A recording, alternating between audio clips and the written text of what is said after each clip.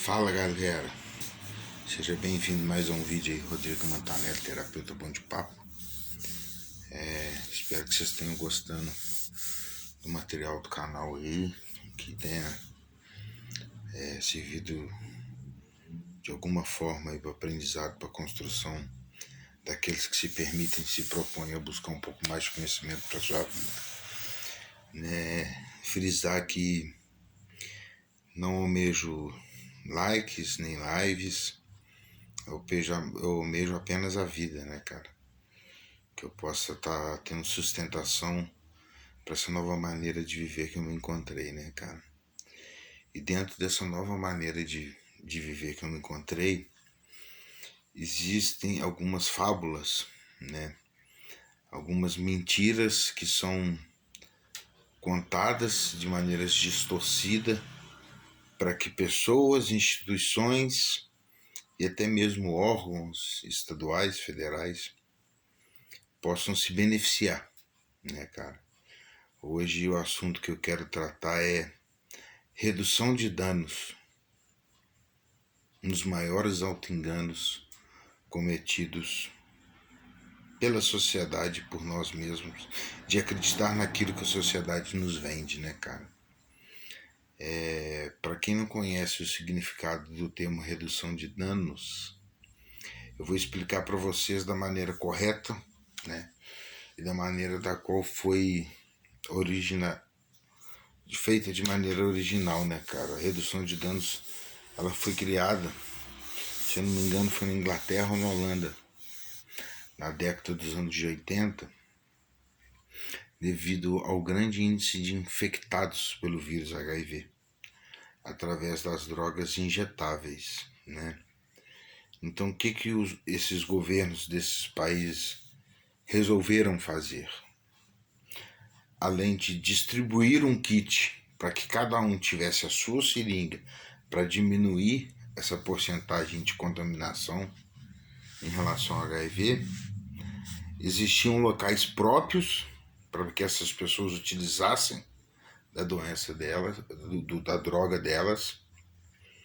E nesse lugar, além de ser um lugar que eles ofereciam os materiais, existia um grupo médico para estar monitorando o uso dessas substâncias, correto? Aí muita gente pode falar, então quer dizer que esses grupos apoiavam, esses países apoiam a miserabilidade que é o desenvolvimento da adicção? Eles não apoiam, mas foi uma maneira que eles encontraram de fazer com que o índice de portadores de HIV diminuísse e assim sucessivamente a transmissão para outros, né? Porque pessoas que não tinham nada a ver com as escolhas pessoais minha ou de cada dependente que decidia se fazer o uso da droga injetável, corria o risco de estar se infectando pelo vírus HIV, né? O Brasil tentou elaborar esse plano de redução de danos da maneira correta. Começou em Salvador, no início da década de 90. Né? Foram até distribuídos alguns desses kits, né, de redução de danos. Porém, por que a redução de danos verdadeira, né, feita da maneira que foi idealizada, não veio a funcionar e ter um estendimento tanto governamental quanto municipal? Logo em seguida surgiu o crack, né? Então, o que acontece? A sensação de bem-estar, né, do crack em relação às drogas injetáveis, ela era de maior quantidade, só que em menor tempo. E uma vez dependente químico, com a predisposição para adicção, ou seja, com a predisposição de buscar de maneira incessante a química para que ela possa te trazer bem-estar, as pessoas passaram a deixar de se usar drogas injetáveis, passaram a fazer o uso do crack, né? Então não tinha mais a finalidade, né? Esses kits perderam a serventia. Eles foram até distribuídos em algumas capitais, mas foram muito pouco utilizados, tanto é que é muito difícil você encontrar hoje por aí um desses kits, sabe? Que foram produzidos na década de 90. Mas o que acontece verdadeiramente com a redução de danos no Brasil? Principalmente pela falta de conhecimento, pela manipulação da doença sobre mim e sobre instituições, psiquiatras e até mesmo partes governamentais. Vamos por partes. A primeira que eu citei aqui foi a questão do adicto. Ele comete um auto-engano em relação à redução de danos, em acreditar que reduzir danos é substituir uma droga maior, de maior dependência, vamos dizer assim, por uma droga menor. Balela. Auto-engano puro. Família, galera, vamos lá. Eu era usuário de crack, tá? Não tenho vergonha de esconder de ninguém, sabe? Eu sou uma pessoa que só por hoje eu consegui vencer o crack. Mas o que acontece? Vamos lá. Vou dar um exemplo bem específico, bem objetivo para que vocês possam entender. A partir do momento que eu desenvolvi uma dependência pela substância do crack, essa substância ela produz um nível de dopamina e serotonina ímpar no meu sistema neurológico. Aí eu acredito que eu vou, com a redução de danos, desacelerar esse pedido, já totalmente condicionado no meu sistema nervoso central e na minha parte fisiológica, por uma droga menor. Geralmente a substituição, o auto-engano em relação a isso é transferido para maconha. Muitos usuários deixam de fumar o crack, inalar a cocaína, para fumar maconha. Por um tempo dá certo? Dá. Por um tempo dá certo. Mas o meu organismo ele foi programado para ter níveis de dopamina e serotonina que apenas o crack pode me dar. Então o que vai acontecer? Eu vou ficar um tempo de maneira ilusória usando a maconha, que também é droga, acreditando que aquilo é uma evolução na minha vida. E não é, cara. Sabe, essa transferência do crack para maconha, eu tô apenas tapando o sol com a peneira. Eu tapo um dia, eu tapo 2 dias, eu tapo 3 dias, eu tapo até um mês. Mas quando uma crise de abstinência mais forte vier, devido à necessidade de produção de dopamina e serotonina de maneira artificial, vier se instalar em mim, eu não vou na maconha. Eu vou suprir a minha necessidade como adicto. Qual que é a minha necessidade? Qual que é o meu condicionamento? Qual que é a minha dependência maior? Eu volto pro crack. Que redução de danos que é essa? Vamos lá. Falando de instituições, né, até mesmo de psiquiatras que vendem essa ideia de redução de danos, de que se hoje eu fumo 10 pedras de crack, amanhã eu posso fumar 7, no outro dia eu posso fumar 5. Cara, você quer vender mentira pra quem, cara? Muitas das vezes você quer tirar dinheiro de famílias que estão no desespero, em que tudo que são apontadas para elas como solução, elas abraçam. Por que não dá certo essa questão de reduzir quantidade diariamente até eu chegar no nível 0. Vamos lá, família. O nosso organismo, quando ele estava em formação, antes da adicção ativa, antes do uso contínuo progressivo, ele produzia esses hormônios do prazer de maneira natural. E o que a recuperação me pede? Em primeiro lugar, abstinência total. Se eu começar a reduzir a quantidade de substâncias que eu uso,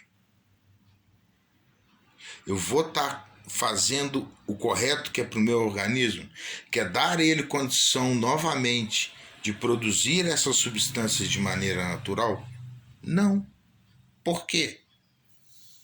Por mais que hoje, a dosagem de hoje seja menor do que ontem, ela continua sendo artificial. Eu continuo numa via de que eu enjaulo o meu sistema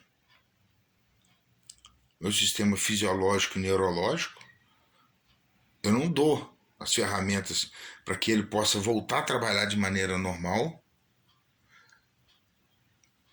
substituindo por drogas artificiais. Por isso que a redução de danos de 10 para 7, para 5, para 3, cara, é balela.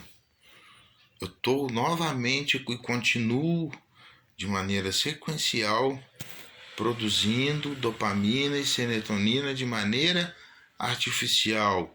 E quanto mais eu faço isso, mais o meu organismo se sente relaxado, se sente na obrigação de não produzir de maneira natural, porque tem um elemento extra que produz com muito mais rapidez essa sensação de bem-estar. Né, cara? E assim, uma outra coisa também que me entristece muito são profissionais da saúde e instituições que se dizem sérias vender essa questão da redução de danos. Lembrando que eu não estou citando nomes, tá? Estou apenas opondo a minha opinião, exercendo o meu direito constitucional de liberdade de expressão. Mas, família, eu só vou conseguir ter qualidade de vida e ter uma recuperação contínua e plena a partir do momento que, mesmo que seja mínimo, mesmo que seja grão por grão, eu permita que essa produção de dopamina e serotonina seja feita de maneira natural, ou seja, de maneira orgânica, seja através de substituições saudáveis, ou seja através de coisas que eu me identifico e que me dão um mínimo de prazer hoje, mas que se eu continuar insistindo fazendo elas, esse nível de prazer que é pequeno hoje, ele vai se aumentando. Por quê? Eu estou tirando a produção de substâncias prazerosas de maneira artificial e introduzindo de maneira natural. Lembrando que isto também é um processo. Muitos de vocês agora podem estar me perguntando: e os medicamentos, Rodrigo? Os medicamentos são drogas. Os medicamentos são substâncias das quais altera meu estado mental e físico. Sim, mas os medicamentos, eles não são, eles usados de maneira adequada, eles não são para produção de dopamina e serotonina. Pelo contrário, quando você busca uma ajuda medicamentosa com um profissional correto, da maneira correta, essas medicações servem para estabilizar o que está todo confuso dentro do fisiológico e dentro do psíquico, para que eu tenha uma ferramenta a mais no propósito de retorno da produção da dopamina e serotonina de maneira natural. Certo? Aí alguns de vocês podem me perguntar, tá, eu vou voltar a produzir de maneira natural. Vou. Na porcentagem de um normótico? Acredito que não, né? Mas eu posso chegar próximo disso. Mas e esse próximo disso, e esse buraco que fica, e essa lacuna que fica? Meu amigo, eu sem Deus não sou nada, Deus sem mim é Deus.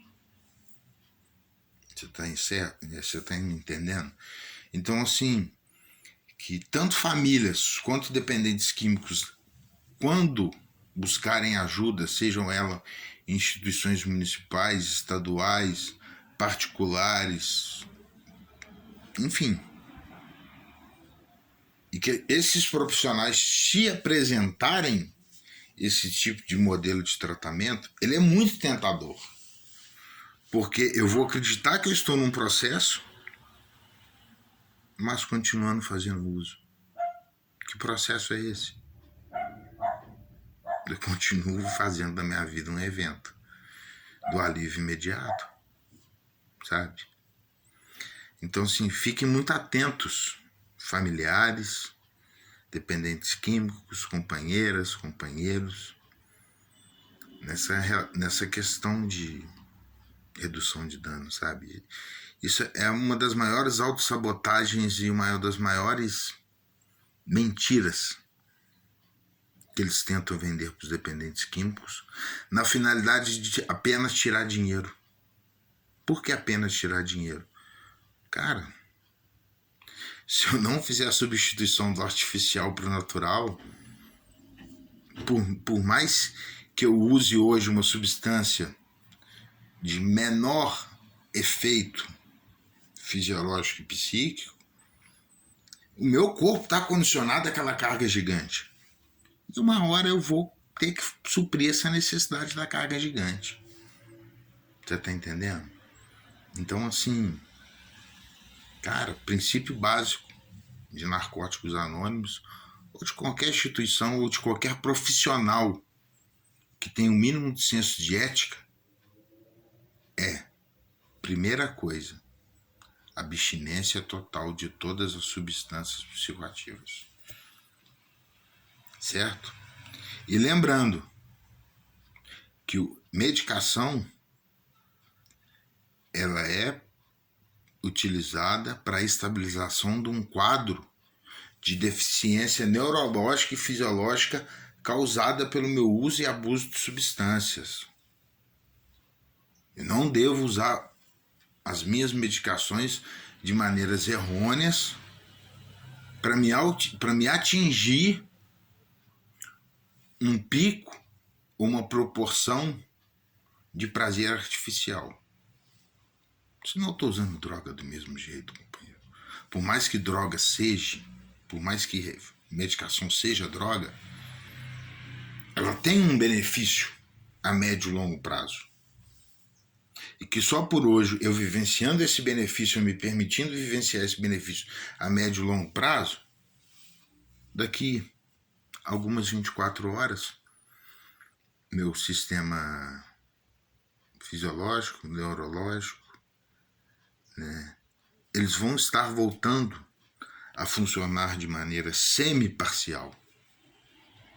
Eu nunca vou voltar a ser um normótico, mas eu posso ter uma qualidade de vida muito melhor do que a do normótico. Mas como assim, Rodrigo? Cara, quando Deus me permitiu que eu fosse adicto, ao mesmo tempo ele permitiu que eu ganhasse uma dádiva na minha vida. Sabe qual a dádiva? De ser melhor do que ontem. Todos os dias da minha vida eu necessito ser melhor do que ontem. Eu tenho um leão de um lado e um leão do outro, ponto para me abocanhar. Se eu não me entregar, se eu não buscar, se eu não praticar o que é sugerido, e se eu não ter sensatez no direcionamento que eu estou tomando para minha vida, vai ser apenas mais uma tentativa. Espero que vocês tenham entendido um pouco, gostado, né? Eu não sou aquela pessoa que pede muito para deixar likes, para deixar se inscrever. Sabe por quê, cara? É o que Deus toca no coração. Os meus vídeos eu não preparo nada para fazê-los. Apenas deixo que o meu poder superior haja. E assim eu espero que vocês permitam que o poder superior de vocês haja. Na necessidade ou não de curtir, de se inscrever. E lembrando que o propósito desse canal é ajudar. Se nesse tempo todo, né, eu tô bem neném ainda em relação a esse canal. Mas se esse canal conseguir salvar uma pessoa, uma única pessoa, eu já estou satisfeito. Eu já tenho motivo para estar sorrindo, um sorriso verdadeiro, sabe? Coisas que algumas 24 horas eu não conseguia. E hoje eu consigo. Por quê? Hoje eu me permito viver o natural. Mesmo que ainda fazendo uso do químico. Quando eu falo uso do químico, eu falo uso dos medicamentos. Eu tento viver minha vida da maneira mais natural possível. Tamo junto, galera. Espero que vocês possam ter aprendido um pouquinho. Lembrando que eu mais aprendo com vocês do que vocês comigo.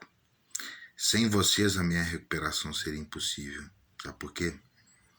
O Rodrigo sozinho é uma formação de quadrilha, velho. Só ele sabe o monstro que existe dentro dele. E junto de vocês, junto dos meus iguais, eu consigo tentar ser essa pessoa que eu almejo ser. Uma pessoa melhor a cada dia. Rodrigo, você tem metas e objetivos enquanto ser humano? Você melhora a cada dia, já me basta. E o profissional? Terceiro passo, cara. Deus sabe de todas as coisas, Deus sabe das nossas necessidades. E a partir do momento que a gente busca a comunhão com Deus, Deus vai nos mandar o que Ele acredita que é melhor para nós. E não o que a gente acredita que é certo para a gente. Porque a maioria das vezes o que é certo para a gente é certo para a nossa doença e não para a gente. Tamo junto, galera. Muito obrigado mais uma vez.